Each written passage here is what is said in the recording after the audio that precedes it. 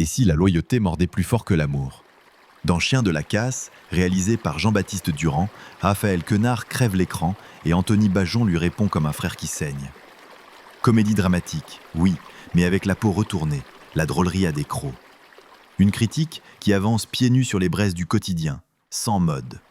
Dog et Miral, des griffures. Un village trop petit, deux solitudes. Elsa qui déplace l'air. L'intrigue, on la devine, on la vit.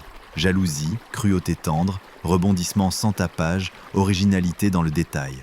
Intrigue, suspense, rebondissement, originalité. On attendait un premier film sage, on reçoit un uppercut courtois. Entre la vie d'Adèle sans slogan et les combattants dégraissés, Durand choisit l'écharde. On craignait l'exercice de style, on trouve des corps, des bouches, une langue qui trébuche et danse. La mise en scène, plate comme les jours d'ennui? Non, respirante. Les cadres s'ouvrent, se referment, photographiant l'inconfort comme une météo. La lumière, du sud qui colle, devient un argument, un piège, un alibi. Mise en scène, photographie, ambiance, éclairage. L'éclairage fait parler les peaux, soleil blanc, ombres irrégulières, petites apocalypses dans des cuisines trop propres. Les couleurs ne guident pas, elles s'insinuent, désorientent, quand la jalousie débarque. Les acteurs, pas des interprètes, des symptômes.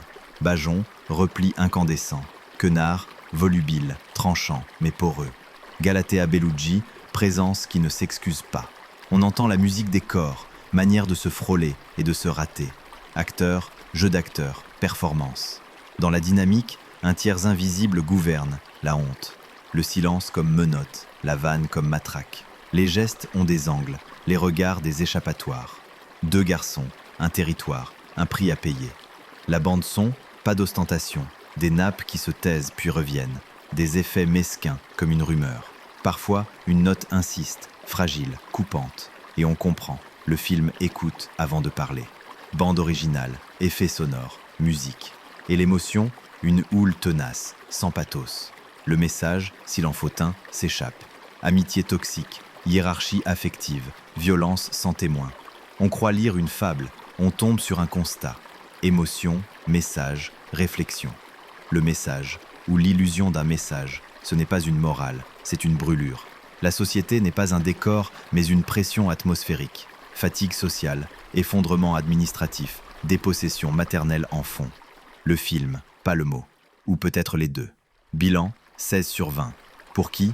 Les allergiques au cynisme tiède, les cœurs qui savent que la tendresse blesse. Pourquoi ça marche? Parce que la mise en scène n'explique pas